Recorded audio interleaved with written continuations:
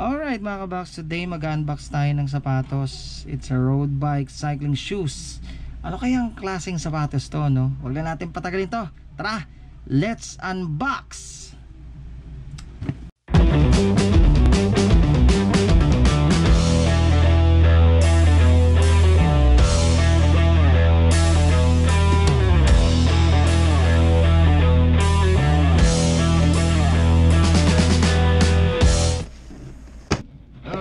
We have here a Fizik cycling shoe. Alright, it's a men's cycling shoes mga kabox. Before we unbox, gusto ko lang magpasalamat sa kaibigan natin, no, si Sir Ed Manabs or Sir Ed Manabs. Maraming salamat sa iyo, sir, no. Alam mo na yun kung bakit. So anyway, wag na natin patagalin to. This is the shoe that was provided to me by our good friend Fizik. Ang model nito is R5 Uno. It's a size 43 and a half.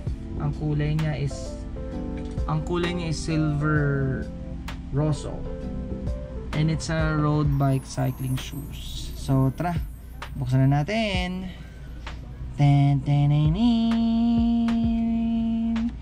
Alright, ganda ng packaging niya. Oh. Life is a road and the road is my life. Ganun ba kayo mga kabox?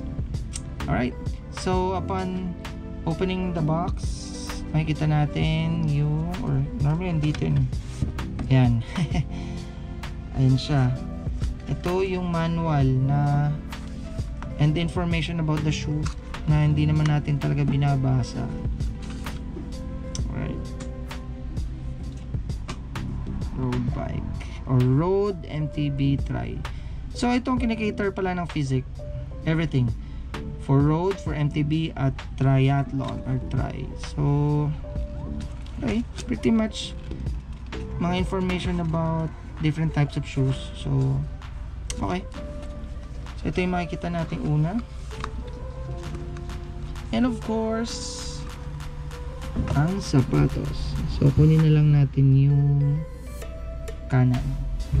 Alright, diba? Tabi lang muna natin yung box, hindi kasya sa table ko.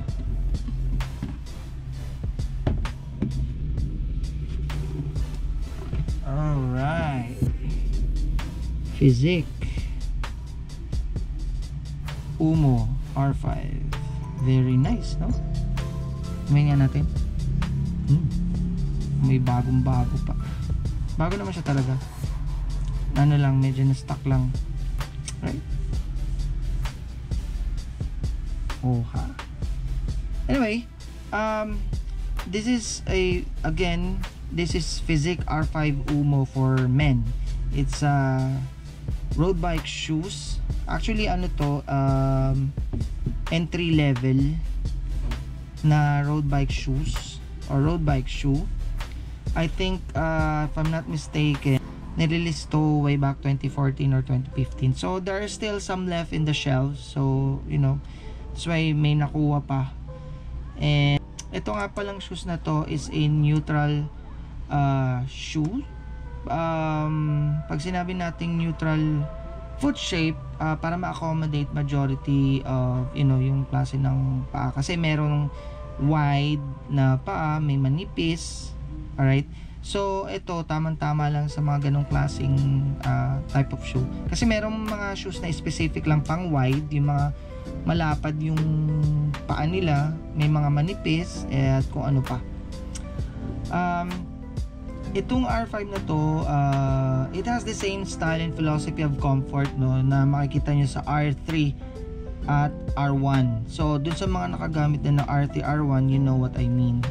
Pero sa mga hindi pa, well, hindi naman na kailangan bumili ng R3, R1. Pwede na kayong mag-jump to R5 kasi same lang ang ino-offer niya na comfort. But of course, it's still a bit, I mean, at par pa rin to dun sa dalawa. Siyempre, mas bagong modelo. It has a Microtex nylon mesh upper. Ito yung pinaka-upper niya. And then, nylon carbon reinforced outsole. Okay? Aluminum buckle. Ito. Aluminum yan. Ito. Aluminum buckle siya. Then, Microtex closure strap. Ito. Ganda. Okay. And then, Physics super light insole. So, iba yung insole na yun. Ayan. Super light. Siyempre, magaan talaga yan. Saka ito. Okay. Made in Italy. Wow. Social Italy. Anong pronunciation ng Italy or Italy? Diba may ibig sabihin yan, Italy? Sa mga alam ko ano ibig sabihin ng Italy, iwan lang kayo ng description. Anyway, yun na, it's a super light insole. And again, it's a neutral fit para ma-accommodate yung majority of foot shapes. And ang maganda rito, sa size 43 without the insole, it weighs only 249 grams. Kasing weight or kasing bigat or kasing gaan lang niya yung weight ng DJI Mini 4 Pro. Ba't kaya nasabi ko yun? Anyway, eto siya. So, ito yung sole. It's specific talaga for road bike.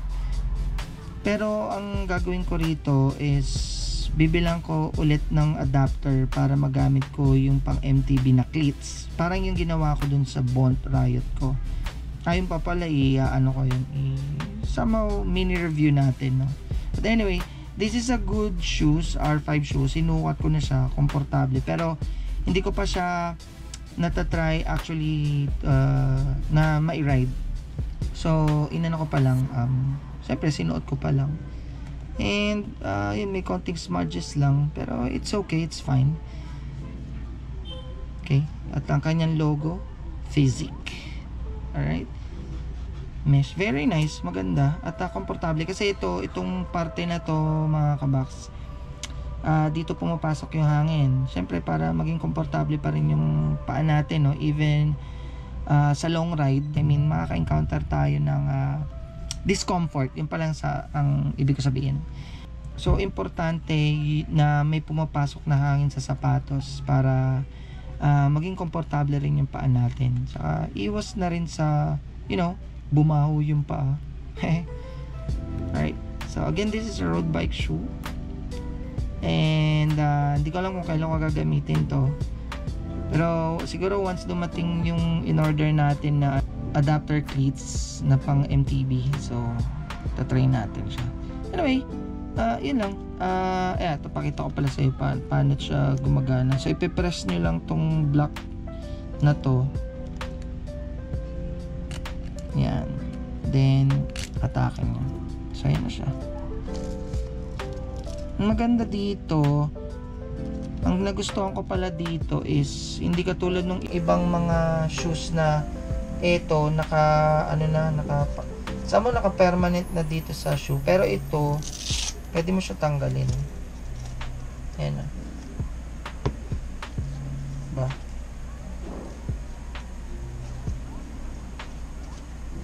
Okay. Tapos, pag ibabalik nyo, ganyan lang. Suot nyo lang.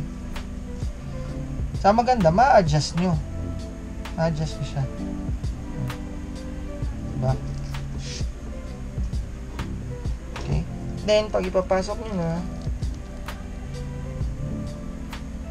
yan lang. Tapos adjust. Yan na. Okay. Alright. So, this is the Physics R5 Umo or Umo R5. Very nice.